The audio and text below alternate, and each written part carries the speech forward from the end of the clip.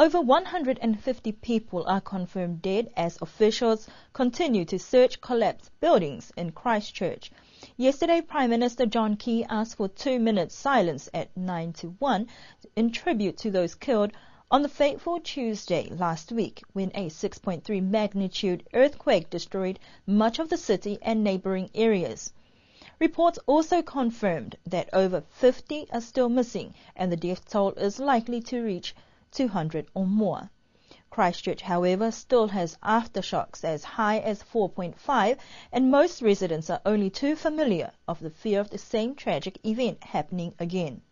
Yesterday, the New Zealand High Commission took part in the 2-minute silence at 9 minutes to 1 in honour of those who perished in the earthquake, as well as inviting everyone on the island to sign the condolences book for Christchurch. We visited the New Zealand High Commission office today to send our thoughts to the loving people of Christchurch, and if you are interested in signing the condolences book, please go up to the New Zealand High Commission office between 8:30 in the morning and 12, and also the office will reopen at 12:30 to 4 Monday to Friday. The condolence book will be open to the public for 2 weeks. A project by the Department of Fisheries last year to tag and monitor one of the most sought-after fish, Wahoo, in Niue waters has received interesting data. According to the Director of Fisheries, Brendan Pasisi, that data has been collected will also determine many factors about Wahoo and its migratory habits. At this point in time, all we have is the pop-off location. So once it releases from the fish, it floats up to the surface and then starts transmitting or talking to the satellite that it has come, that it's at the surface, and will be downloading its data. The first one came off in November last year, and as you will see from the map, that effectively popped off just over 200 miles south of us. So after only 44 days after tagging, the tag released, and the fish had travelled over 200 miles directly south of us, it appears. Since that time, the other 4 tags have come off, some of the most recent in January this year. And from the initial reports or data that we have received of the pop-off locations, we are still trying to verify exactly whether it's to the east or to the west. But essentially, if it's to the west, then we have 2 tags that have popped up off the east coast of Australia after effectively 4 months at liberty. And that's, as you know, several thousand miles that these fish have travelled in such a short period of time. If, of course, they've gone in the other direction, and we are just trying to verify the longitude and latitude exact marks, it's still hundreds of miles, if not thousands of miles, that these fish have travelled. So it's given us a huge insight into where the fish go from Niue. We are hoping there's only 2 tags remaining. They haven't popped off yet, so we are hopeful that we are approaching the Wahoo season again, that we might see those tags come back to Niue. If they can hold long enough for 12 months, we may get some insight as to where the fish go after here, and then whether or not they come back. Brendan also said other focus will look at Niue's own fish stock determines also activities that involve these fish and its patterns. Because Wahoo is such an important species of fish to the Niuean people here, also to not just for food, but obviously for it sort of underpins the sport fishing interests that we have on the island as the main catch during the tourist season here. We want to understand a little bit more about where they move. There's debate about whether or not these fish are highly migratory in nature in the past, whether they move between islands or they just stay around the island. And so what we wanted to find out was where these fish actually migrate to, and whether or not they are highly migratory in nature. And from these preliminary results, I guess it would be fair to say that they're fairly highly migratory in nature. And in fact, it provides hopefully some of the leading information in terms of their migratory patterns available to scientists, particularly in this part of the world anyway. Some of what will come out of this will hopefully be how we try to manage our fisheries, and also to give us an indication of what level of fishing pressure these species of fish are actually exposed to. Because in the context of our the Tuna Commission's work, where we are dealing with managing high-valued tuna stocks, often the bycatch species or byproduct species that are caught at the same time, like Wahoo, have very little research done on them, very little data collected on them. So if there was any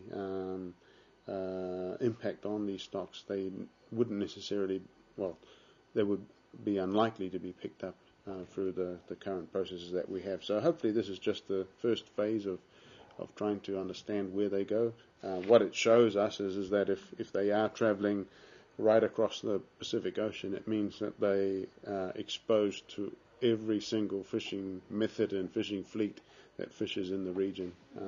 If they were just swimming around Niue and breeding in Niue's waters, then we wouldn't have, I guess, as much concern. We would be dealing with managing a stock that's largely situated in our own waters. But because they move outside into other people's waters, we have little control over what sort of fishing pressure they're exposed to. Niue is the first island country to implement this new technique for Wahoo. Other tagging operations involve tagging of tuna. A passport stamp is recommended for people travelling to New Zealand and vice versa, as previous years brought some people anguish at being refused entry at the port in Auckland. Niue Immigration Office advised people to stamp their passports before departing Niue, as well as those wishing to travel to Niue to stamp their passports in Auckland. Niue's only airline office, Pelenis Travel, advised also that travellers can stamp their passports in their office in Onehunga, Auckland, for a fee starting from $5. For more information, travellers can contact Pelenis Travel here on Niue. Niue is about to host a Pacific Climate Change Roundtable meeting with an expected 100 participants to descend on the island starting next week. According to the main facilitating office Environment's Director Sauni Tongatule, the biannual meeting will be a beneficial mechanism for Niue to display its projects and capabilities. This year it's Niue's chance to host the roundtable. It basically involves all the countries in the SPEP member countries. It also involves NGOs who partake and involved in climate change issues. It also involves mainly the donor agencies who contribute to funding a lot of the climate change activities in the region. So basically it's not only a regional meeting, but it also involves a couple of international organizations who's going to be here for the meeting in the next 2 weeks. One of the showcase that Niue would be showing to not only to countries but also to donors is especially the one on the solar that was funded by EU, and the gas stoves, and also I think the proposed CHEF project that would fund household water tanks, and that process has already started. I think we would be providing some showcase along those lines, and also we have been able to complete our climate change policy under one of the project, the PAC project, and that would be one of the things that we'll be presenting during the workshop, showing people how we went about consulting people about climate change policy. Actually, before the roundtable, we are expecting some people from SOPAC and SPEP next week. We will be working on some action plan for climate change and disaster risk management. All those activities are part of the roundtable. So even after the roundtable, there's going to be a technician workshop here for countries looking at the result of the solar installation that we had up at the hospital and high school. So it's going to be more or less 3 weeks activities on climate change emphasis for not only for Niue but for the region as a whole. He said that the focus at these types of meetings is to discuss and explore avenues to address Pacific countries' vulnerabilities to climate change. A lot of the countries will discuss basically on-the-ground activities at the moment. I think there's been a lot of talk, there's a lot of research trying to prove that climate change is happening, but I think a lot of the countries would like donor agency in particularly to donate funding to enable them to carry out their activities in countries, because I think that's where most of our countries are struggling now. There's some adaptation issues to be discussed, mitigation issues, but I think one of the hot issues that might come up during the roundtable is really on what they call climate change refugees, people who would be displaced because of climate change. So I think that would be a topic that people would try and avoid. I think it's a topic that the leaders normally feel comfortable to discuss, but for practitioners like us, we would like to discuss more on the funding aspect, so we could fund some of the activities that we would like to fund for our respective countries. The meeting is expected to start with the technical part of drafting a plan to submit to the roundtable for discussion. This Wednesday, the Pacific Islands Forum will celebrate its 40th anniversary. Pacific Islands Forum was established in 1971 and will celebrate this week with a focus on the Pacific Plan. This week's celebrations will take place in Port Vila, Vanuatu, as the current chair of the Pacific Islands Forum, and will host the inaugural lecture of the Pacific Islands Forum 40th Anniversary Leaders Lecture Series with a focus on the Pacific Plan.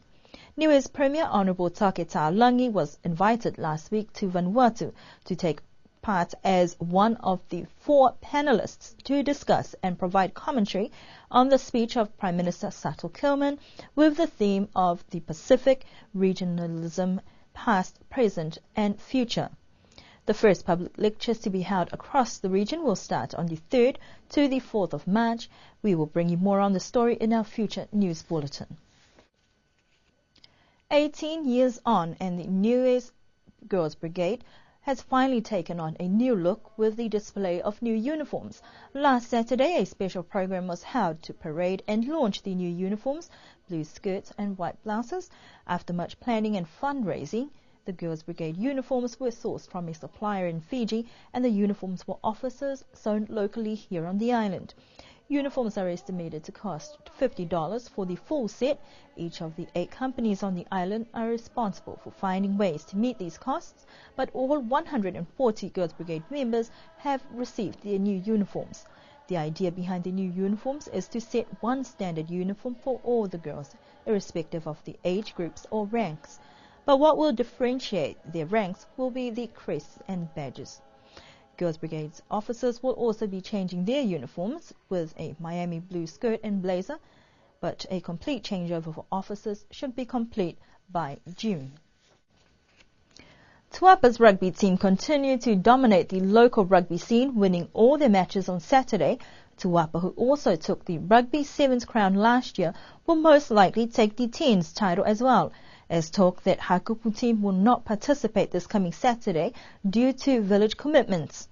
If Hakupu does not get approval from NIU to postpone the last series, it will mean the glory will also be triumphed by Tuapa. After the second series, Tuapa is leading the table with 15 points, Hakupu with 8, Avasele with 5, and Huktavake with 4 points. And those are our news stories for this evening. We do hope that you can join us again for our next news bulletin on Thursday.